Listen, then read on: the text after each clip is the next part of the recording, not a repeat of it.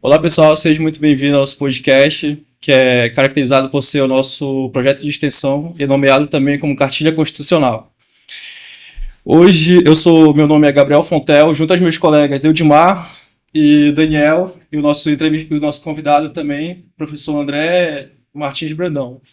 Hoje iremos falar sobre o presente tema, ECA Digital, que também popularmente conhecido como Lei FELCA, que foi instituída sob a Lei número 15.211 de 2025.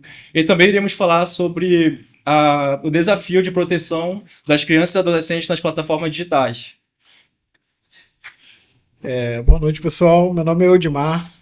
Quando a gente começou a cartilha constitucional, o professor André passou para a gente a cartilha, a turma começou a pesquisar quem que a gente iria entrevistar. Aí um deu uma opinião, outro deu opinião, tudo.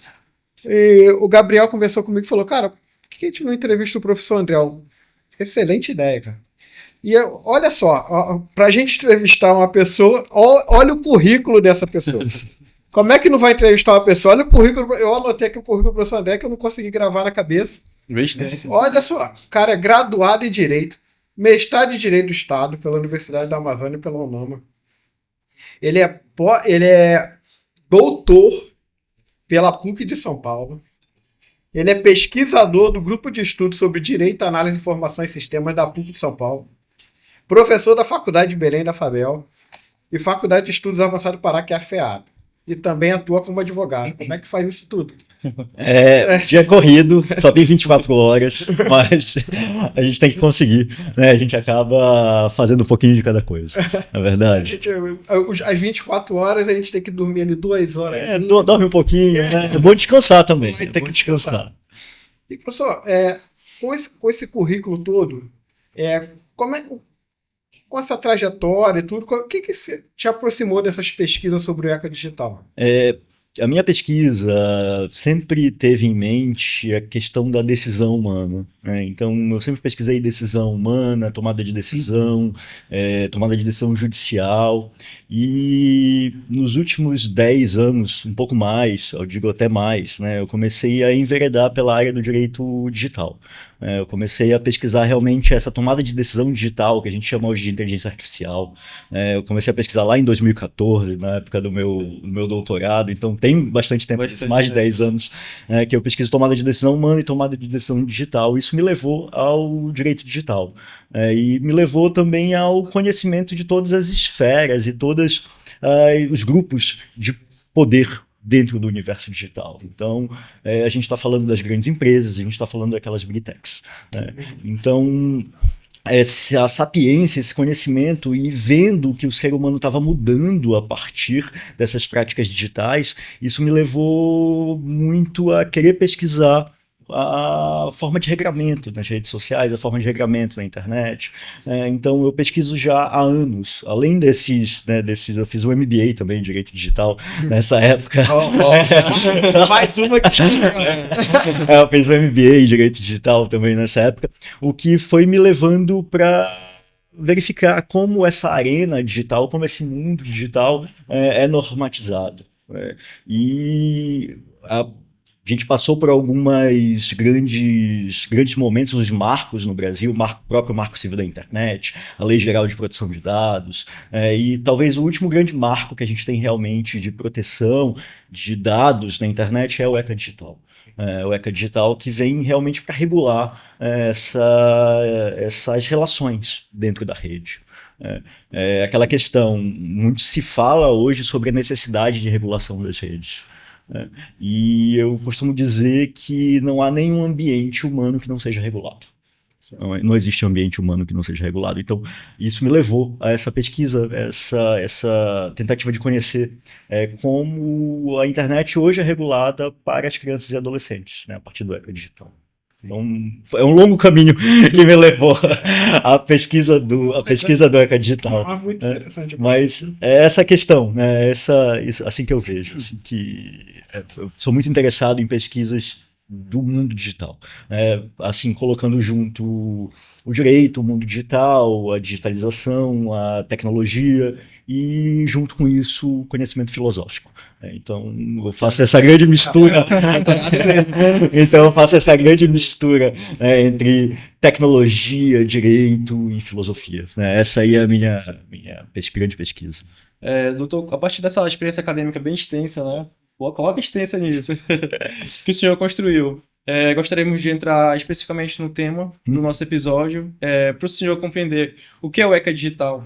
Bom, o ECA Digital é o Estatuto da Criança e Adolescente para o mundo digital.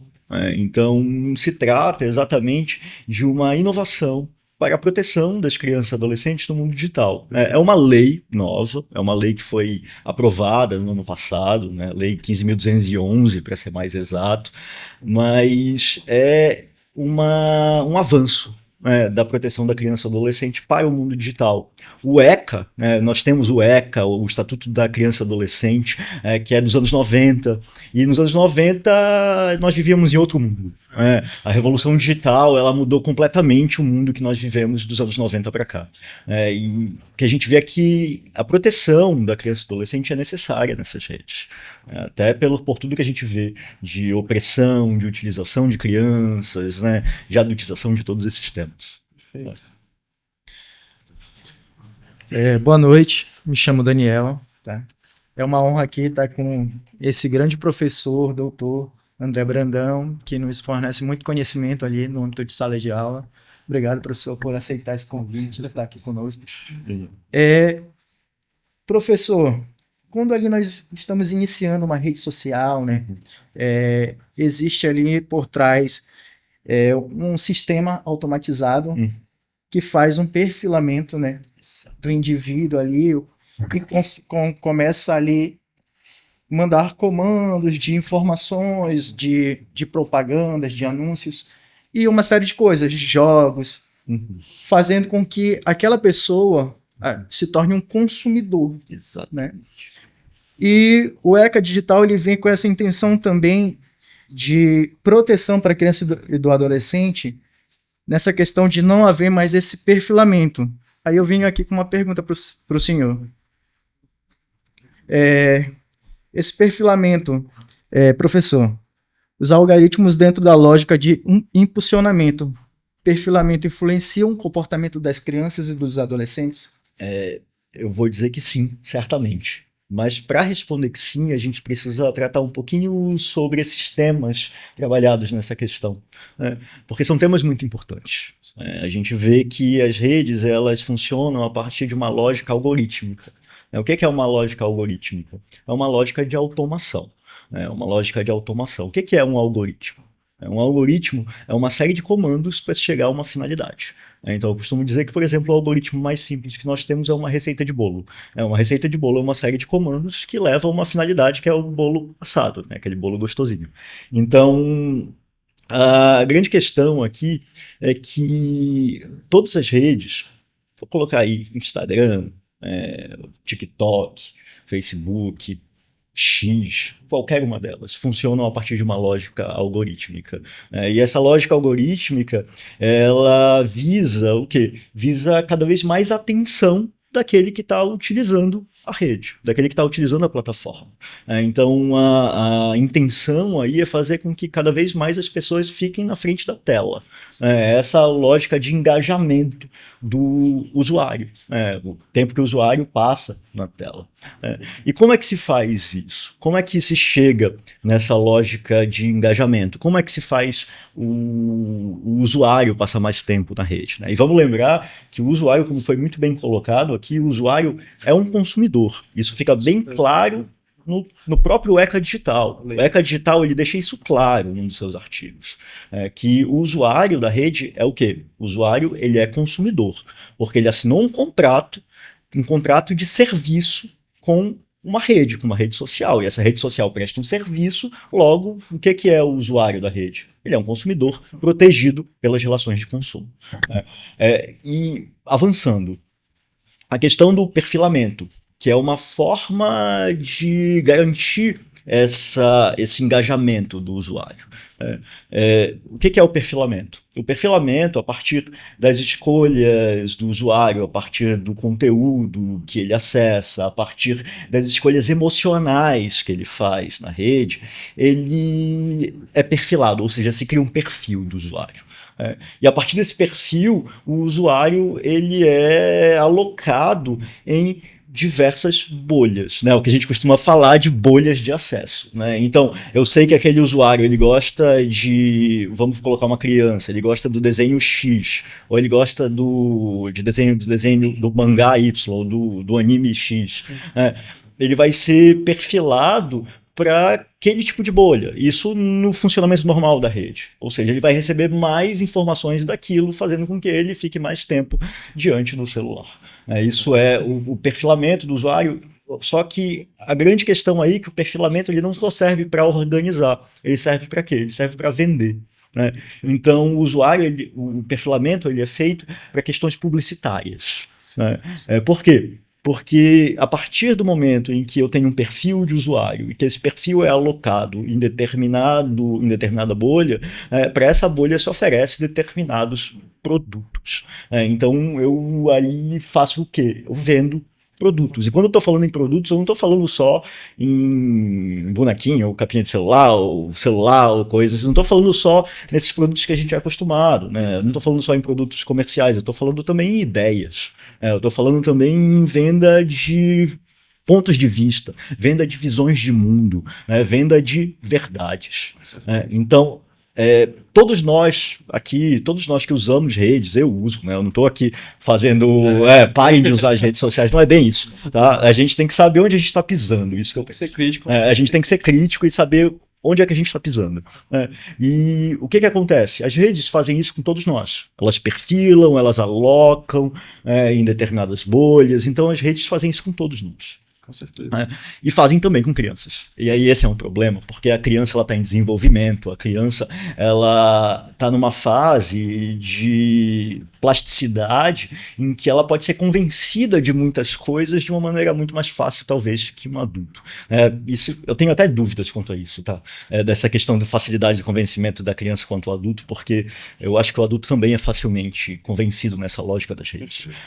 Mas a grande questão é essa. Então, você perfila crianças para oferecer produtos a essas crianças e esses produtos incluem ideias, incluem conhecimentos sobre visões de mundo.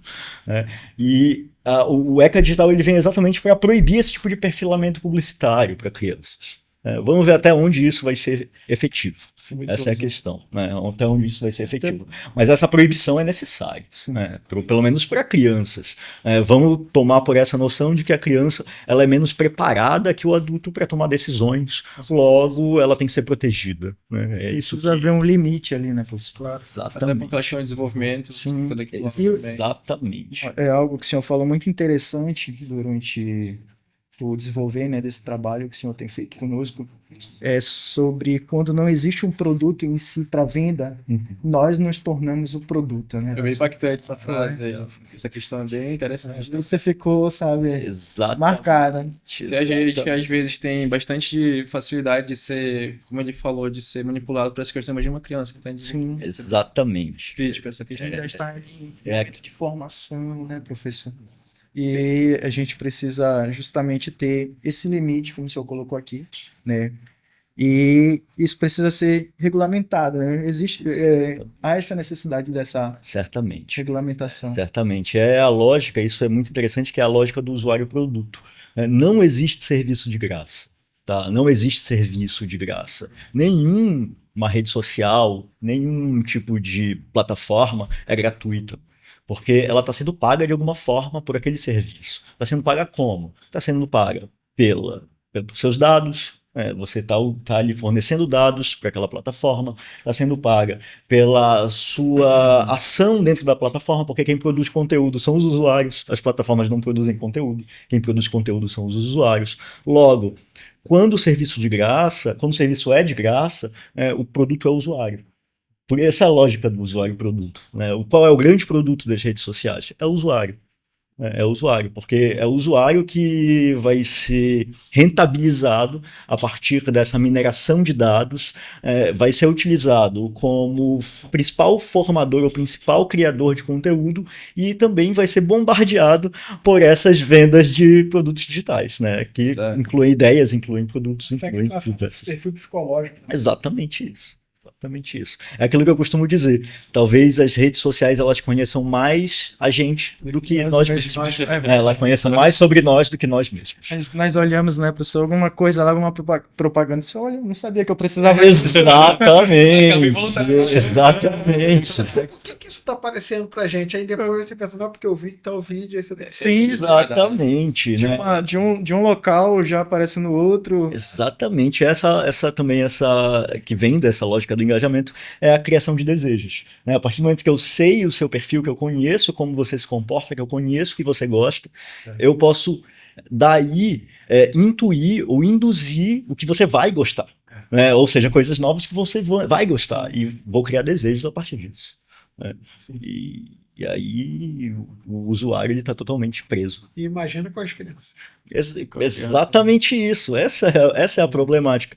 Se os adultos não têm, por muitas vezes, instrumentos para se proteger de toda essa lógica, de toda essa forma de funcionamento, imagina as crianças.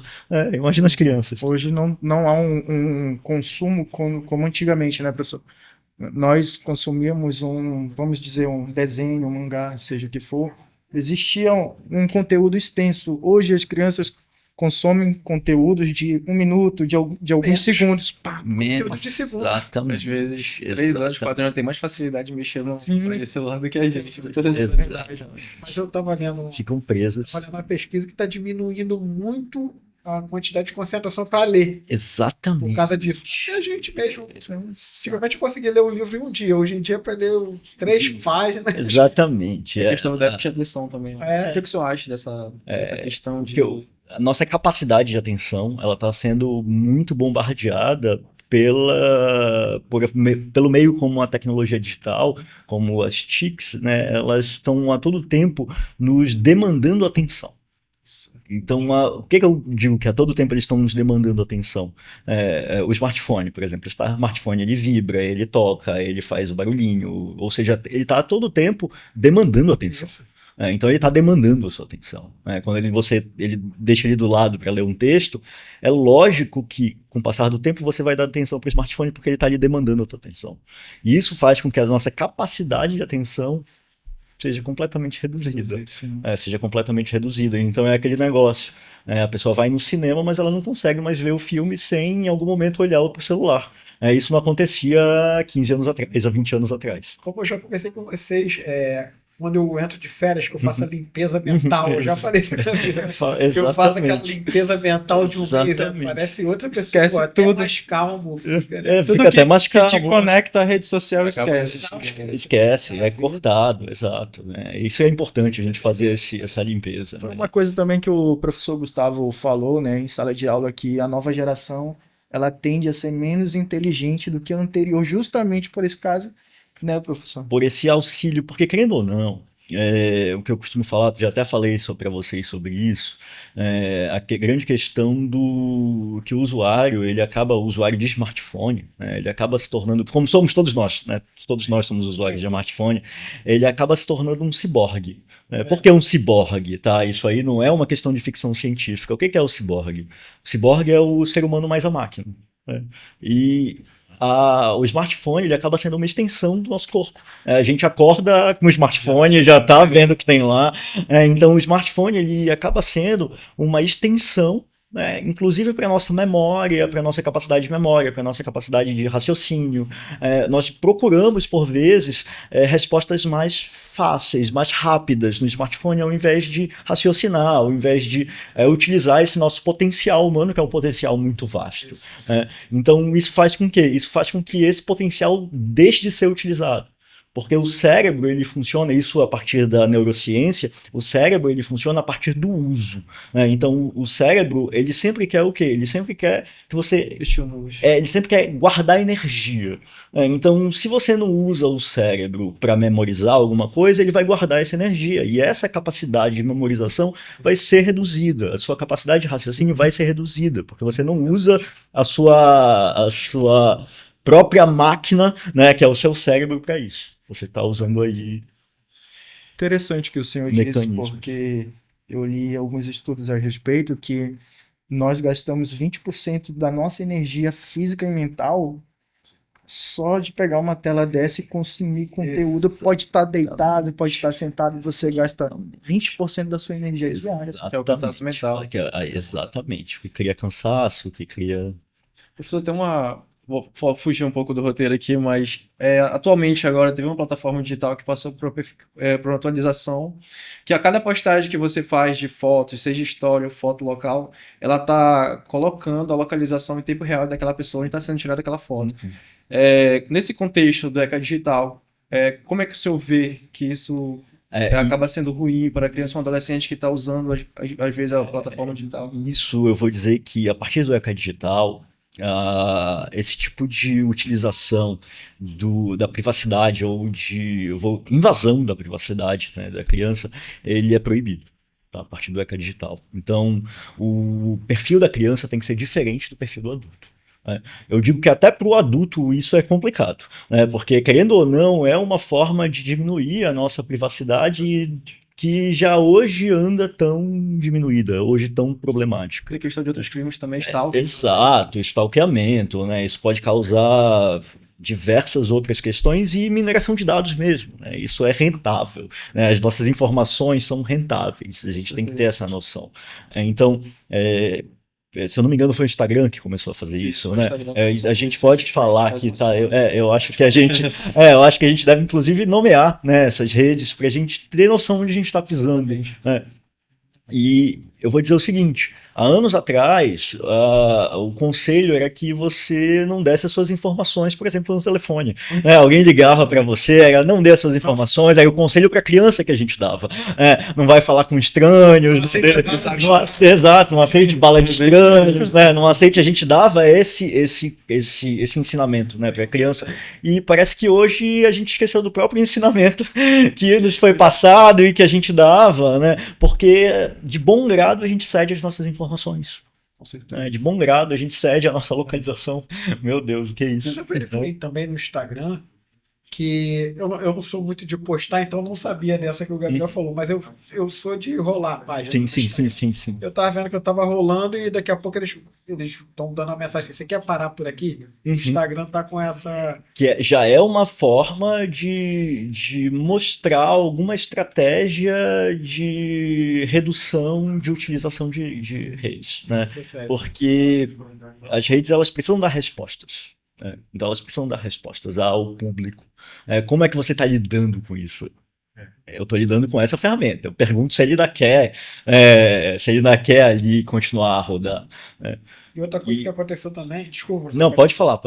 E outra coisa que aconteceu também é o PlayStation tá pedindo agora para mostrar que você é maior de idade também. Exatamente, que é algo necessário, a partir do ECA Digital é necessário, né? Vamos colocar assim, o ECA Digital, ele traz a necessidade de que todas as plataformas que sejam de uso para criança, ou de provável uso de criança e adolescente, então ele faz essas diferenças, né? A plataforma de uso infantil e a plataforma de provável uso infantil. Você tem a plataforma que é de uso infantil, por exemplo, uma plataforma de uso infantil é a plataforma de jogo Roblox, por exemplo. É uma plataforma infantil. É uma plataforma direcionada a criança e adolescente. Mas uma rede social tipo o Instagram, ele é de provável uso infantil. Ele não foi feito para crianças, mas a utilização que é feita por crianças é massiva. Então, nesses casos, essas plataformas elas têm que identificar, elas têm que ter medidas, tá, efetivas para a identificação da idade dos seus usuários. E essas fórmulas de identificação, nós ainda não chegamos, talvez, numa melhor fórmula ou na melhor prática de identificação de idade infantil. Até porque, por exemplo, se a gente for passar, então vamos utilizar algum tipo de identificação facial, de identificação, né, através do olhar ou facial. Isso não está, de alguma forma, violando a privacidade da criança. Então, se entra numa problemática aí. Essa Né? questão eu achei interessante, que teve um vídeo Sim. que tinha na rede social também de uma criança que se pintou com alguma tinta justamente para criar barba, para tentar passar nessa questão da Exatamente. bem que até a mentalidade, porque ele quer acessar aquilo ali, ele tá basicamente dependente emocionalmente daquela plataforma. E ela vai procurar uma linha de fuga. Quando eu digo linha de fuga, uma linha para fugir da regulamentação. Então, os seres humanos estão sempre procurando linhas de fuga em tudo. E isso não é uma coisa que é só de adultos. A criança também está procurando. Ela vai ver ali um muro, eu não posso acessar isso, ela vai procurar uma linha de fuga para tentar acessar aquilo. A criança também não é ingênua e não é. Você tá bom por estranho. Exato. Então, estamos chegando ao fim do nosso podcast. Gostaríamos de agradecer aos nossos ouvintes que estão em casa e também a participação do exímio professor e doutor André Martins Brandão. E, por fim, gostaríamos que o senhor colocasse algumas dicas para melhorar o convívio de criança e adolescente nesse âmbito do ECA Digital. A primeira coisa, o que é muito importante, o próprio ECA Digital diz, é a participação familiar. A participação familiar na vida digital é essencial. Ou não se pode deixar uma criança sozinha com um smartphone, sozinha numa plataforma, porque as plataformas hoje são tão arriscadas quanto o mundo físico. São tão arriscadas quanto as ruas. Aquela questão, não vou deixar meu filho na rua, eu vou deixar meu filho o dia inteiro no computador, no smartphone. Isso é tão perigoso hoje quanto passar o dia inteiro. Isso até mais. Às vezes até mais perigoso. Porque a gente não sabe o que está sendo consumido ali, muitas vezes o pai não sabe o que está sendo consumido ali, e ele tem que saber o que se consome. Ele tem que saber o que a criança consome. Então, essa participação familiar no uso de redes é necessário, é essencial. Mas não só isso. Nós precisamos também ter medidas estatais. A gente tem agora uma agência nacional de proteção de dados, que vai fazer esse controle das redes. Então, é necessário, eu digo, uma aproximação complexa desse assunto, a partir de várias vertentes. Você tem que ter a família, mas tem que também ter a presença do Estado, e não só do Estado, da própria sociedade. Porque a própria sociedade pode fiscalizar esses usos da rede, e quando existe algum tipo de exploração nas redes. O próprio ECA Digital, ele traz a possibilidade de reportes. O que os reportes da sociedade? Se alguém verificar algum tipo de exploração, a rede ela vai ter que trazer uma área de reporte. Quando eu digo uma área de reporte, uma área para fazer denúncias quanto àquela questão. Então, a gente precisa realmente de uma aproximação complexa desse problema, que começa pela família, mas passa pela sociedade e passa também pelo Estado. Perfeito. Com tudo isso, agradecemos quem está em casa também, bem como todos os aqui presentes. Agradecemos grandemente ao nosso Muito obrigado vocês, meus queridos. Professor, muito obrigado. Muito obrigado. Por compartilhar conosco até aqui. Que isso. Esse é o final do nosso Cartilha Constitucional, do nosso projeto de extensão da Faculdade de Belém. E queria agradecer a todos aqui presentes, bem como o nosso exímio professor, o doutor André Martins Brandão. Muito obrigado a todos.